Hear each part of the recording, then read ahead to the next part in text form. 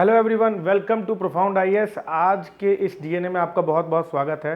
आज 3 जुलाई के इस डीएनए में कुछ बहुत इंपॉर्टेंट एस्पेक्ट्स के बारे में कवर करेंगे। हालांकि बहुत ज़्यादा कुछ नहीं था न्यूज़पेपर में, लेकिन फिर भी कुछ इंपॉर्टेंट एस्पेक्ट्स जो हमारे एग्जामिनेशन पर्सपेक्टिव से बहुत इंपॉर्टेंट है, उसके बारे में हम बहुत डिटेल डिस्कशन करने वाले हैं। ठीक है, तो वो कुछ एस्पेक्ट्स क्या क्या हैं भाई?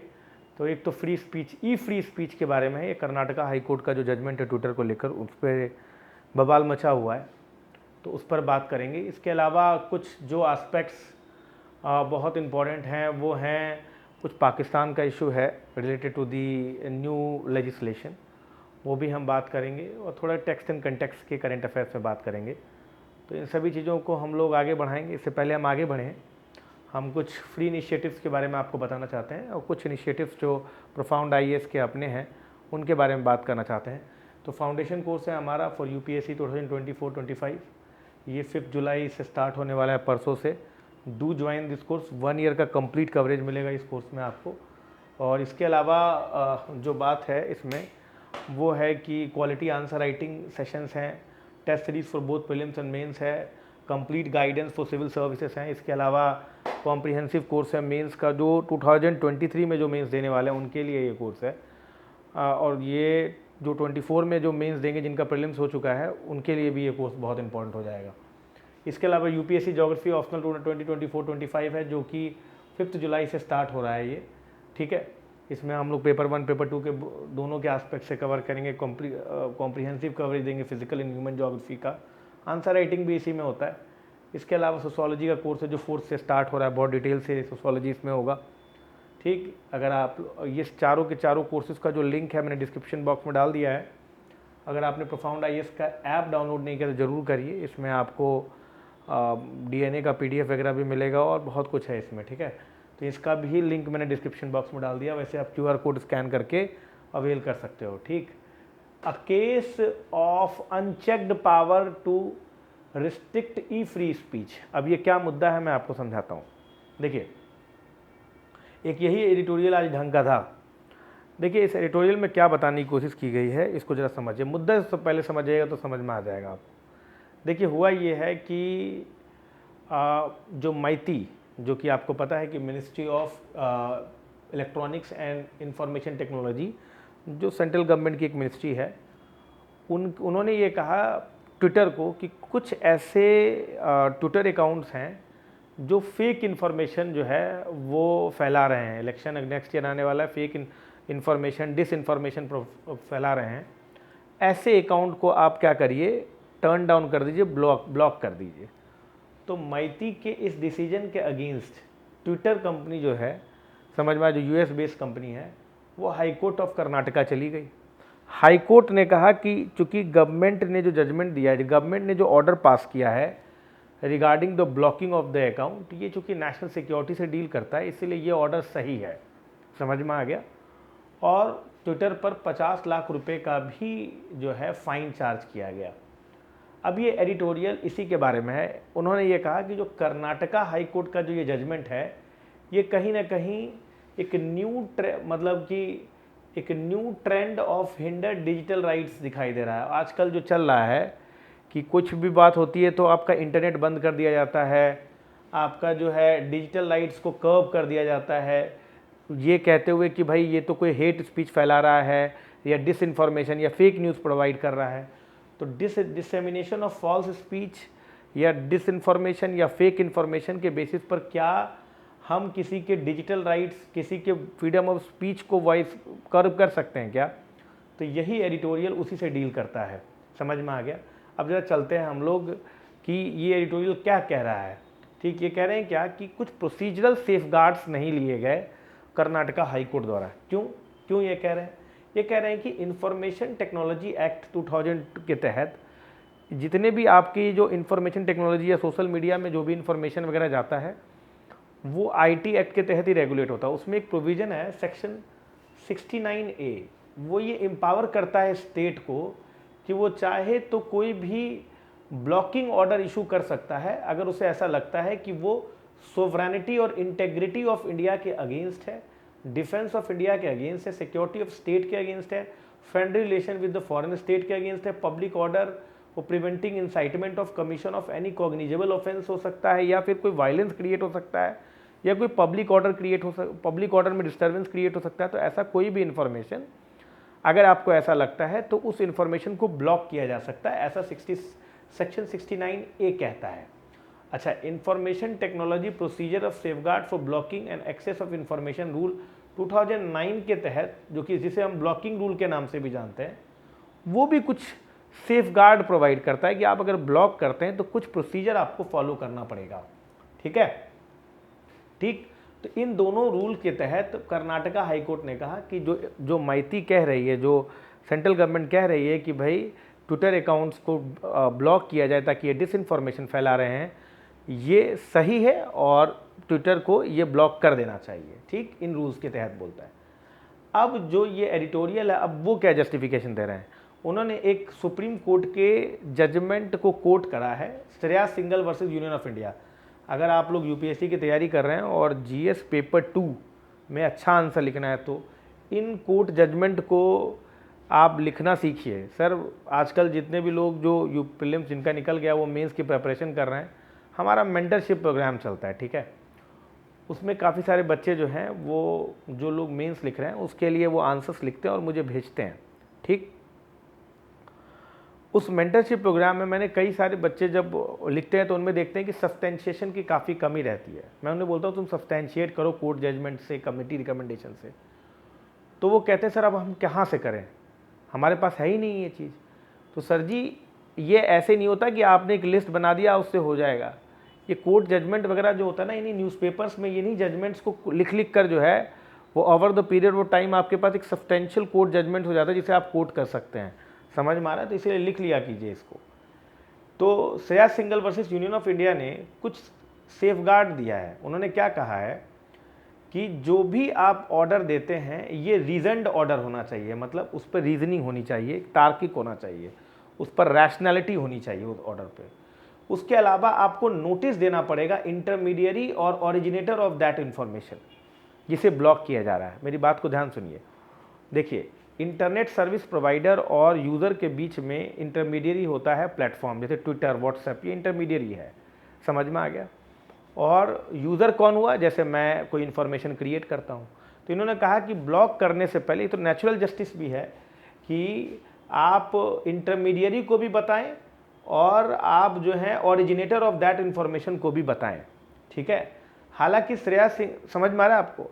हालांकि इन्होंने बोला कि Shreya Singhal can not be constitute to the mean providing notice to the users of the content और even the reasons are recorded from the writing, they are not convey to the user. अब देखो इन्होंने क्या बोला है, कर्नाटका हाई कोर्ट ने ये माना, कर्नाटका हाई कोर्ट ये क्या कह रहा है इसको जरा समझने की कोशिश कीजिए। कह रहे कि कर्नाटका हाई कोर्ट ने ये माना है कि श्रेया सिंगल का केस इस पर अप्लाई नहीं होता क्योंकि ये एक स्पेशल केस है, इसमें नेशनल सिक्योरिटी और डिसइंफॉर्मेशन की बात है।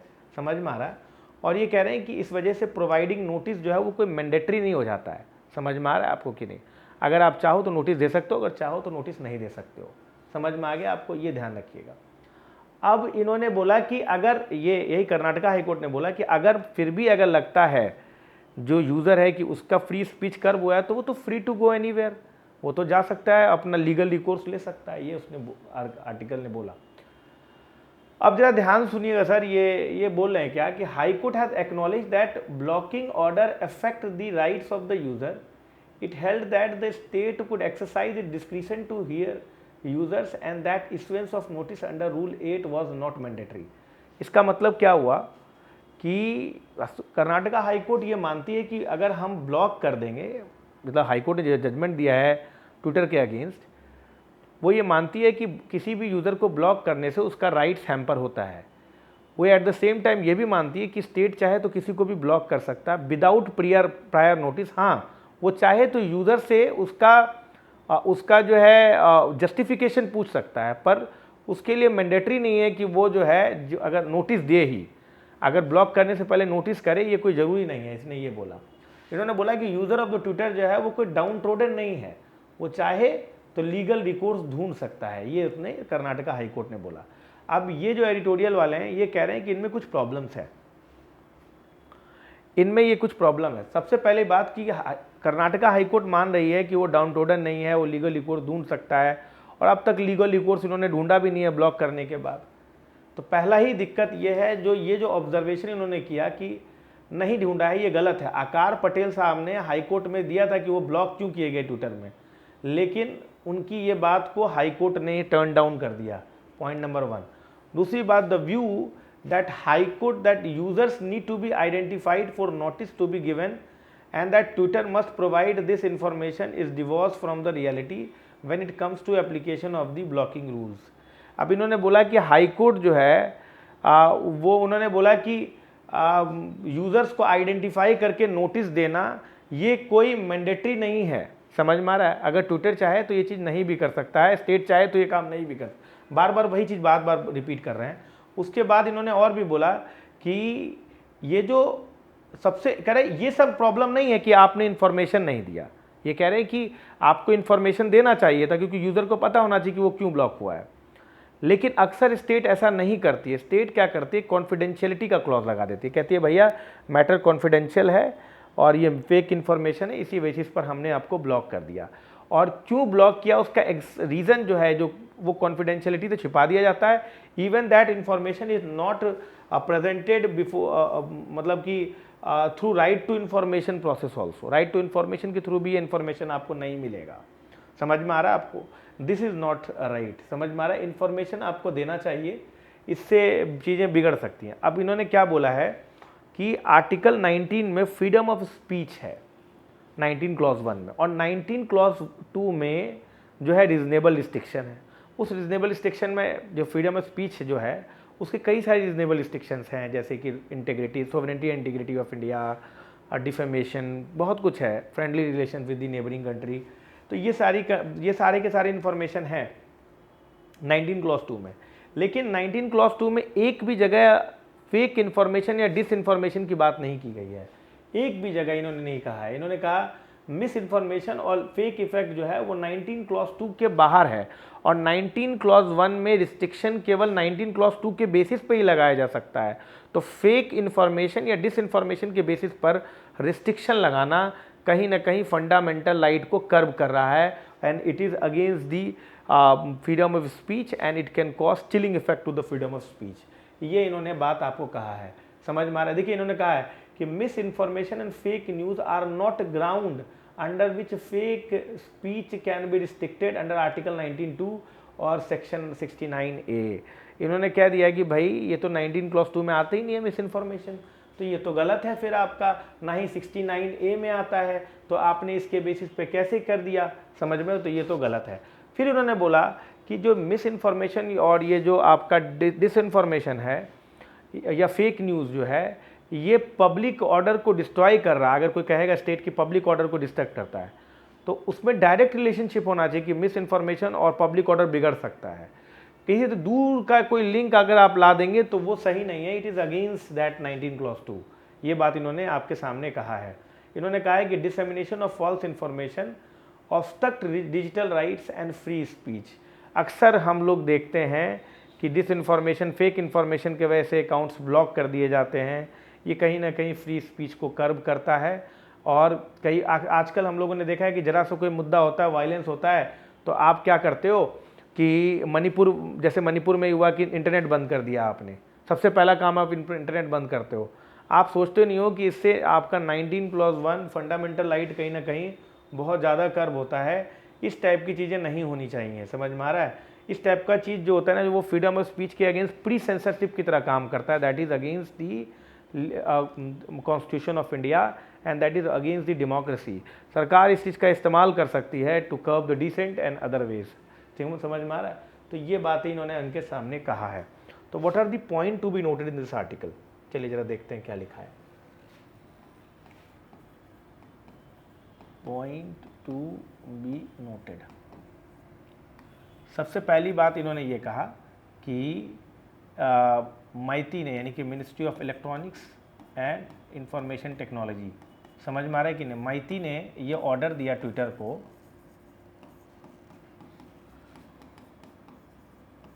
कि कुछ अकाउंट्स ब्लॉक करने के लिए, ब्लॉक दिए अकाउंट्स। ठीक, इसके अगेंस्ट ट्विटर चली गई हाई कोर्ट में, हाई कोर्ट ने कहा कि जो मैती जो यूनियन ऑफ इंडिया है उनका डिसीजन एकदम सही है, समझ में आ गया। और इनफैक्ट ट्विटर पे फाइन भी लगाया गया 50 लाख का।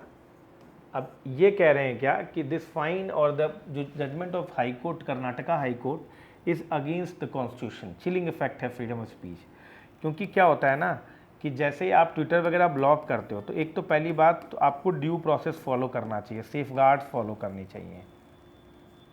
आपको ना इन्फॉर्मेशन जो आप दे रहे हो ब्लॉक करने का, वो आपको उस नोटिस देना चाहिए टू द यूज़र, ठीक, वो क्यों ब्लॉक हो रहा है, वो नहीं दिया गया। दूसरी बात ये कह रहे हैं कि गवर्नमेंट ऑफ इंडिया का एक्सप्लेनेशन है कि फेक इन्फॉर्मेशन आया, फेक इन्फॉर्मेशन या डिसइन्फॉर्मेशन है, डिसइन्फो है, तो ये कोई ग्राउंड नहीं है 19 क्लॉज 2 में। बात समझे कि नहीं? 19 क्लॉज 2 में ये कोई ग्राउंड नहीं है कि फेक इन्फॉर्मेशन, ना ही 69A में कोई ग्राउंड है इंफॉर्मेशन टेक्नोलॉजी एक्ट। तो इस टाइप का कोई भी ग्राउंड जो अगर आप ब्लॉक करते हो तो कहीं ना कहीं 19 क्लॉज 1 के अगेंस्ट है, जो कि खुद में एक फंडामेंटल राइट है, आप ऐसा नहीं कर सकते। समझ रहे हो बातों की नहीं? यही बात इन्होंने कहा है कि आपको ई फ्री स्पीच यानी कि इलेक्ट्रॉनिक फ्री स्पीच को भी मानना होगा। समझ में आ रहा है आपको कि नहीं? तो इसी चीज़ को आपको लिखना है। What is the question, what can be the question? Question कह सकता है कि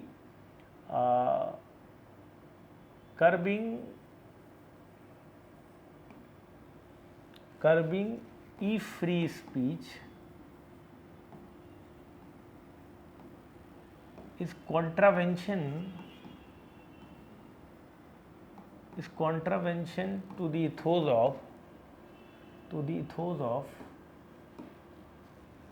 of fundamental right.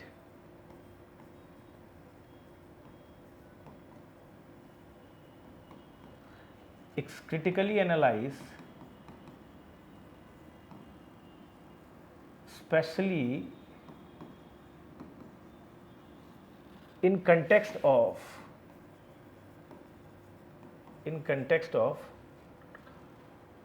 Karnataka High Court judgment, Karnataka high court judgement,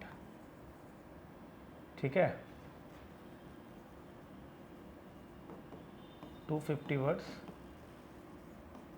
इसके अलावा 15 मार्क्स, ठीक। चलो आगे बढ़ते हैं। मेकिंग इट काउंट, अभी ये क्या है जरा समझिए। देखिए क्या है सर, आपको पता है कि नेशनल फैमिली हेल्थ सर्वे आता है, मतलब कि आपको हर 2-3 साल में आपको देखने को मिलता है, उसका रिपोर्ट आता रहता है, ठीक है, नेशनल फैमिली हेल्थ सर्वे। अभी 6th सर्वे होने वाला, 5th का रिपोर्ट आया था, 6th सर्वे होने वाला है। अभी इसमें कई सारे क्वेश्चंस पूछे जाते थे हाउस होल्ड लेवल पर, उस पर एक डिसेबिलिटी से रिलेटेड क्वेश्चन भी हुआ करता था। तो बहुत सालों से एक प्रोटेस्ट चला था कि डिसेबिलिटी रिलेटेड क्वेश्चन भी पूछना चाहिए नेशनल फैमिली हेल्थ सर्वे।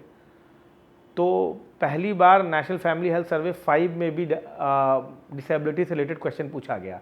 तो बहुत सारा लोगों ने तारीफ़ किया कि हाँ भाई, बहुत सालों से लोग इस चीज़ को लेकर स्ट्रगल कर रहे थे, तो उन्होंने 5th में मतलब पूछा।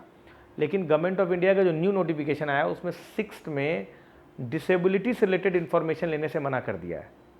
गवर्नमेंट ऑफ इंडिया का ये कहना है कि डिसेबिलिटी से रिलेटेड इन्फॉर्मेशन जो है वो इतनी जल्दी बदलता नहीं है ना। देखिए जजमेंट सीधे बोला है, it has also gone on the record, it has also gone on record stating that disability data will not change fast.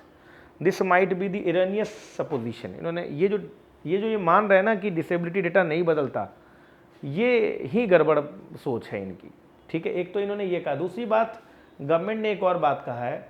Government ने कहा है कि ऑलरेडी एक सर्वे हम लोग लेते हैं, समझ में आ गया आपको, इसमें डिसेबिलिटी से रिलेटेड इन्फॉर्मेशन पूछते हैं, ठीक। तो इन्होंने बोला कि जब उसमें कर रहे हैं तो उसी का फिगर हम इस्तेमाल कर लें। लेकिन फिर इन्होंने कहा कि नहीं, नेशनल फैमिली हेल्थ सर्वे एक बहुत कॉम्प्रिहेंसिव सर्वे होता है, उसमें बेसिकली हम लोग बहुत वास्ट अमाउंट ऑफ इंफॉर्मेशन पूछते हैं। जैसे कि इन्होंने बोला है कि जैसे इन्होंने काफ़ी सारी बातें कही। इन्होंने कहा कि incidence of disability, education level, living arrangement, care giver, certified by disability, accessibility in unemployment, ये सारी बातें पूछते हैं, समझ में, हेल्थ, न्यूट्रिशन, ये सारे इन्फॉर्मेशन पूछते हैं। तो इतना सारा कॉम्प्रिहेंसिव इन्फॉर्मेशन मिलता है तो हम बेटर पॉलिसी बना सकते हैं। जो कि SRS सर्वे में नहीं होता है। इसीलिए नेशनल फैमिली हेल्थ सर्वे में 6 वाला जो आ रहा है उसमें डिसेबिलिटी का इन्फॉर्मेशन भी होना चाहिए, ध्यान रखिएगा, समझ में।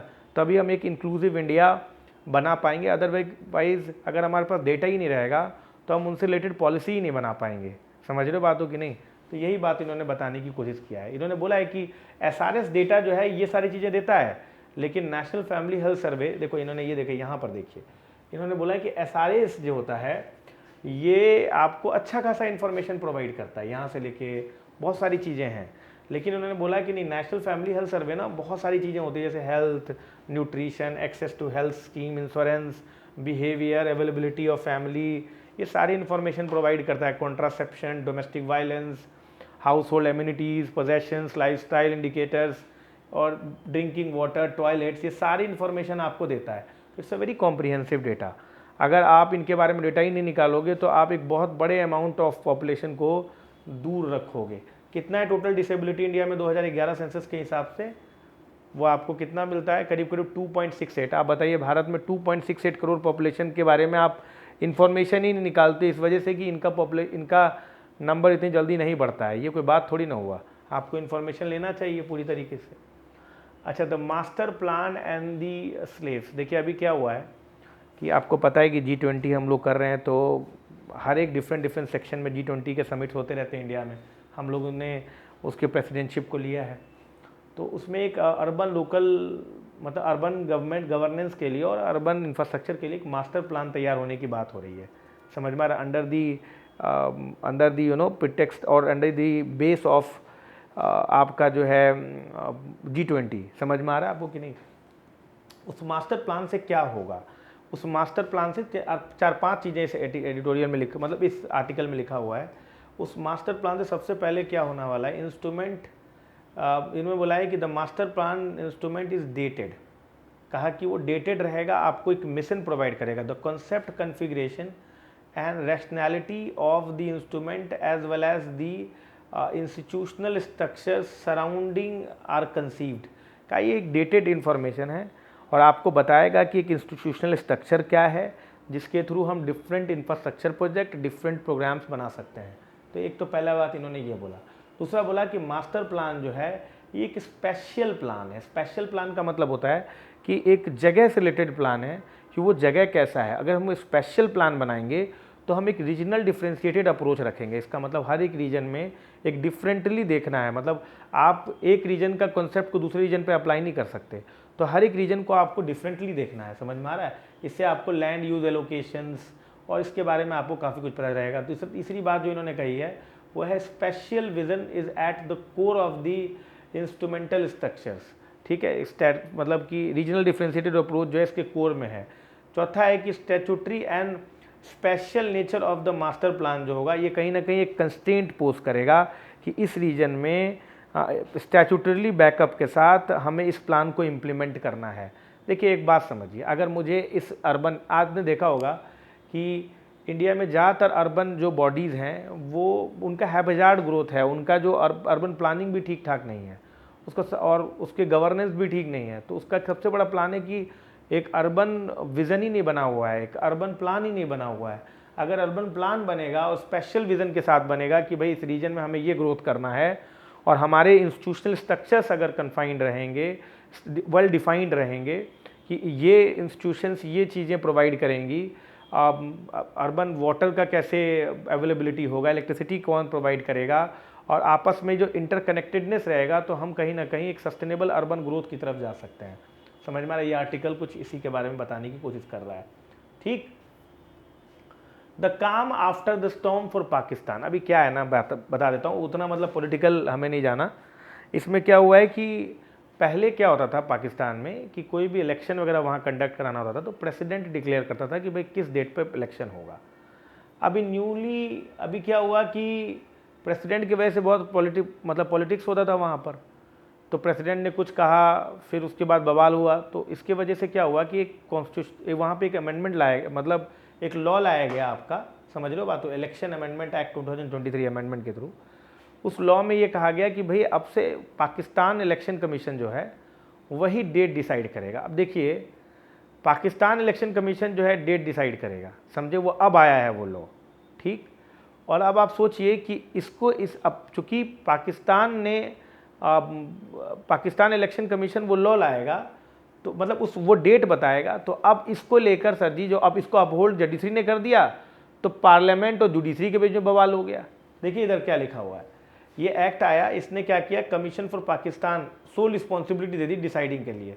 Now the ECP decide that the next election date instead of president, समझ लो बात को, अब प्रेसिडेंट नेक्स्ट इलेक्शन डेट बताएगा। अब इसको लेकर क्या हुआ कि जो वहाँ के जो पार्लियामेंट है, समझ लो बात, अब यहाँ देखिए इधर क्या लिखा हुआ है, चीफ इमरान का announce that the election date for the Punjab provincial assembly without consulting with the parliament. अब वहाँ के जो पुराने चीफ थे, इमरान खान, समझ लो पीटीआई चीफ, और फॉर्मर पाकिस्तानी प्राइम मिनिस्टर, उन्होंने एक डेट बता रखा था, प्रेसिडेंट ने उस डेट के हिसाब से काम किया। अब क्या हुआ कि अब क्या हुआ कि मान लो कि पुराने या कोई मिनिस्टर है, अब उसने प्रेसिडेंट को कहा कि भाई एक डेट डिसाइड करो, अब वो एक डेट डिसाइड कर दिया उसने। अब उस पार्लियामेंट के लोगों को वो डेट पसंद नहीं है, क्योंकि उनको लगता है कि अभी एक कंड्यूसिव इन्वायरमेंट नहीं है, तो अब यहाँ पर प्रेसिडेंट और इसके बीच में टसल क्रिएट हो गया पार्लियामेंट के बीच में। अब ये देखो तीसरे नौटंकी, अब यहाँ पर जब इलेक्शन कमीशन का डेट मतलब इलेक्शन का डेट इलेक्शन कमीशन डिसाइड करेगी, तो अब वहाँ के जो लीडर्स हैं उन्हें ये डेट पसंद नहीं है, क्योंकि उन्हें लगता है कि वो काफ़ी आगे हो जाएगा। हमारा जो अभी एडवांटेज है, जैसे इमरान खान को लगता है कि मैं पंजाब में अभी जीत जाऊँगा, लेकिन अगर डिलेड हुआ तो नवाज शरीफ वो आ जाएंगे पाकिस्तान में, और फिर उसके वजह से जो है हो सकता है कि हमें एक और कंटेस्टेंट मिल जाए और फिर प्रॉब्लम हो जाए, अपोजिशन कैंडिडेट मिल जाए। तो अब ये चीज़ें देखकर भाई साहब दो लीडर में भी बवाल है, इलेक्शन कमीशन के डेट में भी बवाल है, और मिलिट्री अलग कह रही है। मिलिट्री कह रही है हम जो डेट बताएंगे वो डेट पे होगा। आईएमएफ का अलग इनका बवाल चला हुआ है कि भाई आईएमएफ ने तो पहले मना कर दिया था कि हम पैसे नहीं देंगे तुमको रिलीफ के तौर पे, फिर कुछ अमेंडमेंट वगैरह हुआ तो फिर अभी $3 बिलियन देने की बात हुई है। तो सर जी ये पूरी तरह से कंट्री मैसी है बहुत ज़्यादा सर, समझ रहे हो बातों की नहीं। आप सोचिए इलेक्शन कमीशन डेट एक तो पहले ही सही हो जाना चाहिए था, हमारे यहाँ कब से रूल है कि जो इलेक्शन डेट है वो हमारा इलेक्शन कमीशन ऑफ इंडिया ही बताती है। अब ये रूल अभी आया हुआ है, उसमें भी लोगों का अपना है कि अभी मतलब वहाँ पे सोचिए कि इलेक्शन कैसे हो रहा है, सूटेबिलिटी टू मतलब एज पर the suitability of the candidates, कि कैंडिडेट को लगता है कि अभी इलेक्शन हो जाना सही है, उसके हिसाब से इलेक्शन होता है, ना कि मतलब कोई इंडिपेंडेंट कमीशन बोलेगी उसके हिसाब से। तो यहाँ पर सर जी ये जो भीड़ चाल चल रहा है ना, यहाँ पर मछली मार्केट बना रखा है सर इन्होंने पूरे पॉलिटिकल सिस्टम को, समझिए बात को। तो यही है कि भाई अभी फिलहाल जो ये सिग्निफिकेंट चेंज आया है पॉलिटिकल सिस्टम में कि अब इलेक्शन कमीशन डिसाइड करेगा, ये कहीं ना कहीं थोड़ा सा इसमें एक काम की तरह काम करेगा वहाँ पर, ठीक है, ये बात ध्यान रखिएगा। ठीक, वैसे अगर समझ में आया तो ठीक है, बस यही समझ लीजिए कि पहले प्रेसिडेंट डिसाइड करते थे, उसके वजह से बड़ी राजनीति होती थी, तो अब अमेंडमेंट करके इन्होंने कह दिया कि भाई पाकिस्तान इलेक्शन कमीशन करेगा। हमारे एग्जाम के लिए इंपॉर्टेंट नहीं है, पॉलिटिकल कंडीशन वहाँ बिगड़ गया था, इस वजह से मैंने आपको ये बताया। Why has the IMF views on the crypto market in Latin American change. अभी क्या है यहाँ पर समझो बात को, आपने गौर किया होगा कि एल सल्वाडोर ने बिटकॉइन को लीगल टेंडर बना दिया है, ठीक है। अभी यहाँ पर यही मुद्दा है कि क्यों लैटिन अमेरिका में क्रिप्टो करेंसी को लेकर इतनी होड़ चल रही है। तो जैसे कुछ कंट्रीज़ हैं जैसे कि अर्जेंटीना, चिली और कोलंबिया। अब ये जो कंट्रीज़ हैं सर ध्यान सुनिएगा, ये जो कंट्रीज़ हैं ये कंट्रीज़ में एक इनमें लोगों के अंदर बिटकॉइन को लेकर इसीलिए होड़ जितना ज़्यादा चल रहा है क्योंकि इन कंट्री की जो अपनी पर्सनल करेंसी है, जो उस कंट्रीज की डोमेस्टिक करेंसी है, वो डिवैल्यूएट हो रहा है टाइम टू टाइम।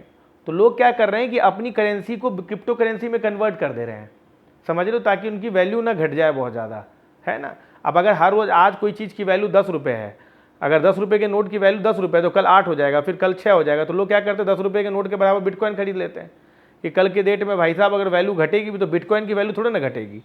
तो इस वजह से काफ़ी पॉपुलर है यहाँ पर, ठीक है। अब एल सल्वाडोर को लेकर क्या मुद्दा है, एल सल्वाडोर में क्यों क्रिप्टो करेंसी इतनी पॉपुलर है, क्योंकि उनके जो प्रेसिडेंट है नाइब बुकेले, वो भाई साहब बड़े क्रेजी हैं बिटकॉइन को लेकर। इन्होंने सर जी बहुत सारा बिटकॉइन 2000 बिटकॉइन खरीद लिया था, हालांकि वो घट रहा था उसकी वैल्यू, और क्रैश की वजह से बहुत दिक्कतें यहाँ पे आने लगी। इनफैक्ट बुकेले साहब बिटकॉइन बॉन्ड्स भी इशू करने वाले थे। IMF ने कहा भाई इतनी जल्दी ना करो, बहुत दिक्कत हो जाएगी। पहले तो यार ये तुमने बिटकॉइन को लीगल टेंडर, एक प्राइवेट करेंसी को तुम लीगल टेंडर कैसे बना सकते हो? पहले ये लीगल टेंडर का स्टेटस हटाओ। IMF ने इस चीज़ को लेकर मना किया है। समझ में आ रहा है आपको कि नहीं? ध्यान रखिएगा, यही चीज़ इस पूरे आर्टिकल में ये कहा गया है। अच्छा, इंडिया चाइना रैंप अप, ठीक, infra on north bank of the Pangong Tso. अब देखिए पैंगोंग सो का मुद्दा देखिएगा आप, पैंगोंग सो कुछ एल शेप का नज़र आता है। अगर लद्दाख रीजन में होगा, अगर आपने देखा होगा, ऐसे करके एल शेप का नज़र आता है। उसमें ना कई सारे फिंगर्स बने हुए हैं, फिंगर्स इन द मैन कि जैसे माउंटेन्स में ना स्पर्स होते हैं, देखना आप ऐसे ऐसे करके, तो वो फिंगर जैसे नज़र आते हैं। जैसे हमारे यहाँ ये फिंगर होते हैं ना, वैसा। तो यहाँ पे 8 फिंगर्स हैं। तो सारा बवाल इसमें ये रहता है कि इंडिया मानती है कि ये 8 फिंगर हमारा है, हमारे अंदर है। चाइना मानती है कि सेकंड फिंगर तक हमारे अंदर है। तो ये पूरा बवाल चलता रहता है। तो चूँकि ये भी एक हॉटबेड है, काफ़ी लड़ाई हो गया है पैंगोंग सो में भी, इंडिया चाइना के बीच में बॉर्डर्स पर काफ़ी गर्मा गर्मी रहती है यहाँ पर। तो यहाँ पर अब दोनों कंट्री ने अपने अपने इंफ्रास्ट्रक्चर बनाने शुरू कर दिए हैं, ब्रिजेस बनाना, रोड बनाना शुरू कर दिया, ताकि जो आपका लॉजिस्टिक्स मूवमेंट है वो आसानी से हो सके। समझ रहे हो बात हो कि नहीं? जब भी कोई बॉर्डर एरिया में इंफ्रास्ट्रक्चर बनता है, समझ रहे हो बात, वो टेंशन का ही माहौल बनाता है। हालांकि हमें बॉर्डर सिक्योर रखना चाहिए, उस मामले में हमारे लिए सही है। ठीक है, this is all for today. We have discussed 3 major editorials and some text and context. आज के दिन में आपका बहुत ज़्यादा बड़ा मतलब न्यूज़पेपर नहीं था, ज़्यादातर चीज़ें बहुत मतलब पॉलिटिक्स को लेकर थी, तो हम लोग उतना क्यों उस सब चीज़ों पे जाएं। हालांकि जो फ्री स्पीच वाला था, फ्री स्पीच वाला, वो आर्टिकल आपके एग्जाम के पर्सपेक्टिव से इंपॉर्टेंट है। ठीक है, अगर आपको ये एडिटोरियल अच्छा लगा तो आप ज़रूर लाइक करें, और अगर कुछ चीज़ समझ में ना आया हो तो कमेंट सेक्शन में आप ज़रूर बताएं। ठीक, एट द सेम टाइम आप इस वीडियो को ज़रूर लाइक करें, और एट द सेम टाइम आप चैनल को सब्सक्राइब जरूर करें, अपने दोस्तों में ज़रूर फैलाएं। Thank you all of you, bye bye, धन्यवाद।